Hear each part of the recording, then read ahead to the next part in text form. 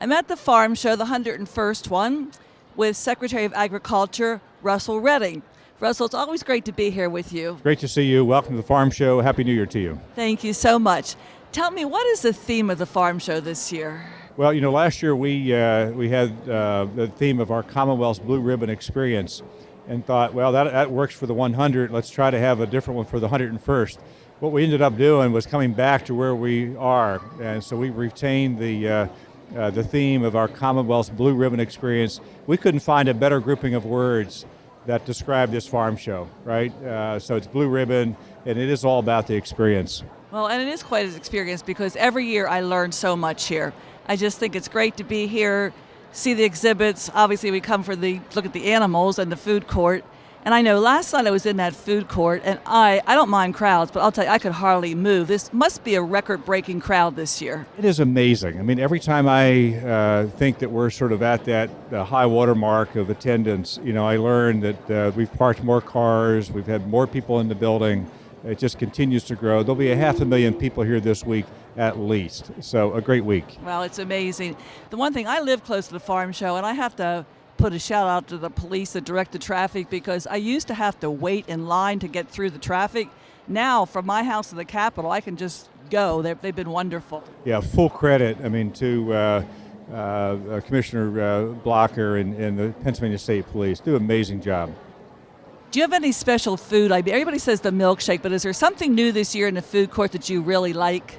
Yeah, so I got, last year, the mushroom industry introduced this, what they call this blended burger, right? So it was a part mushroom, part beef, and they perfected it, brought it back this year, put the Blue Ribbon label on it, and they put bacon on it. So it's got to be good, right? But I like that. I mean, it really is a nice sort of change, and but I always get sort of the milkshake to go with it, so I get them both. Since you recommend that, I'm going to have to try it. I wanted to try it, but that crowd in there was so heavy. I just didn't work my way through, but I'm going to do it before I leave today. Yeah, please. Speaking about food, Department of Ag, you think about animals, but you actually go into restaurants and check the safety of the food there. Tell me a little bit about that, because I think in the last year we've heard more on television when you're going to inspect or when you have been there to inspect and the restaurants that passed, and if they didn't, what their problem was. Tell me about that. Yeah, so we have a lot of different responsibilities when it comes to food safety, farm level, of course, but where most folks sort of touch food is going to be at the retail site, and particularly in eating out. If you prepare it yourself, you can pretty well rest assured it's safe. Where other folks are preparing your food, there's always a lot of opportunity for concern. Most of the folks do a great job, but to your point, Representative, certainly we read in the paper where there are violations, where things just aren't quite what they should be. We've got the primary responsibility for that in Pennsylvania, work in partnership with local governments, municipalities, but most of those restaurants are under the Department of Agriculture. Several years ago, you were part of the reform for food safety and allowed for the inspection reports to be online. So a lot of that information about the current inspection is online with the Department of Agriculture. We appreciate you doing that. Everybody's talking about eating healthy, and I hear constantly GMOs. Can you explain to me exactly what a GMO is and how it works and why people are trying to, I think, buy food without the GMO involved with it? Yeah, so genetically engineered crops is where there is a gene modification, right? So there's some gene that's been added to or removed from a particular plant to have it have certain characteristics. And it could be, in some cases, for drought tolerance. It could be for pests, keep it away from pests, keep it away from a virus, or to increase yield. So you have a lot of plants in Pennsylvania that are engineered, but primarily around corn, soybeans. There are 6 total that are actually genetically engineered. None of our fruits and vegetables yet, but it has raised this question of how safe is it, right? Do I really want that? What we try to do is to say it certainly goes through an clearance process and it's safe, but there is a personal preference, right? And making sure that people can actually make the choice that they want to make in the marketplace, I think is an important part of what we do as a government, but also what we need to do as an industry. I appreciate that. And also, legislative, I hope we've done well for you in the last 2 years, the last year.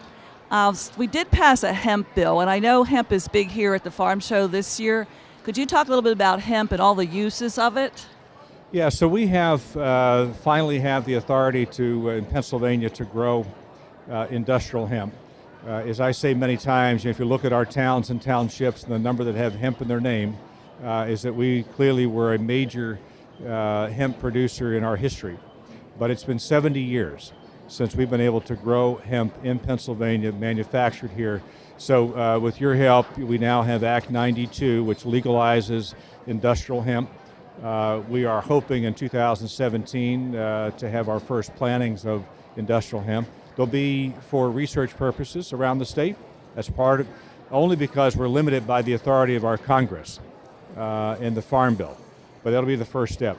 Uses, it's everything from the food and nutrition, energy drinks, clothing, of course, from the fiber standpoint. There are manufacturing uses of it. Most of the automobiles in the dashboards and side panels are industrial hemp. The issue is that's coming from Canada and it's coming from China. It's not coming from America. And that's what we're trying to do through this legislation, or will do now, is put that in and on the landscape of Pennsylvania.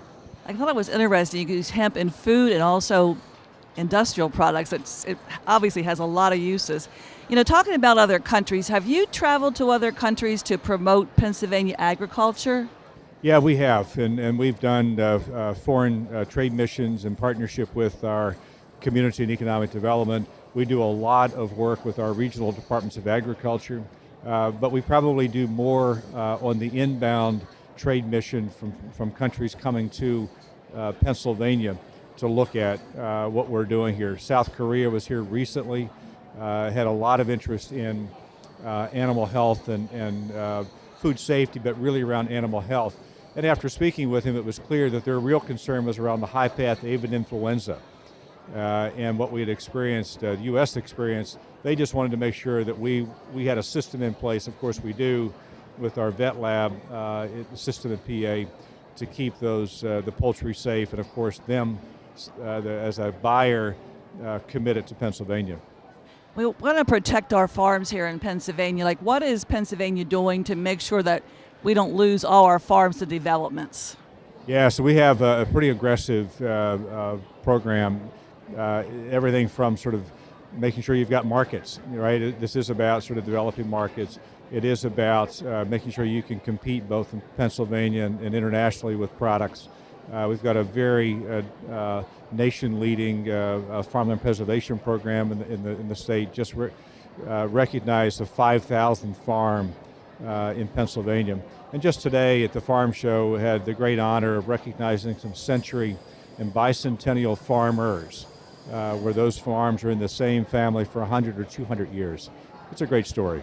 Let's talk about the kids. Like, are we educating our children, our youth, to get them into farming? Because that's important. If we want to preserve the farms, we have to have someone to farm them. What are we doing for our kids to, encourage them to become farmers and keep the industry moving? Yeah, a couple things. So we've got a great sort of 4-H and FFA program in Pennsylvania. We certainly want to make sure we hang on to that and build that and continue to support our cooperative extension as well as our FFA and ag science programs around the state. But we also have to be thinking about all of the folks who don't have that benefit, right? But we also know that we need them in the agriculture and food system, everything from the technology to the scientists to truck drivers and engineers. We need to work at making sure that those folks know what their career options are. So that's become a real focus for the Department of Agriculture. Well, Secretary Redden, you're always so informative, and I know you take great pride in this farm show, and I know you'll work all year to have a wonderful, successful farm show. We thank you for everything you're doing for Pennsylvania, and just appreciate it so much. Thank you. Great to do it. It's a full partnership. Thank you. Thanks. Thank you.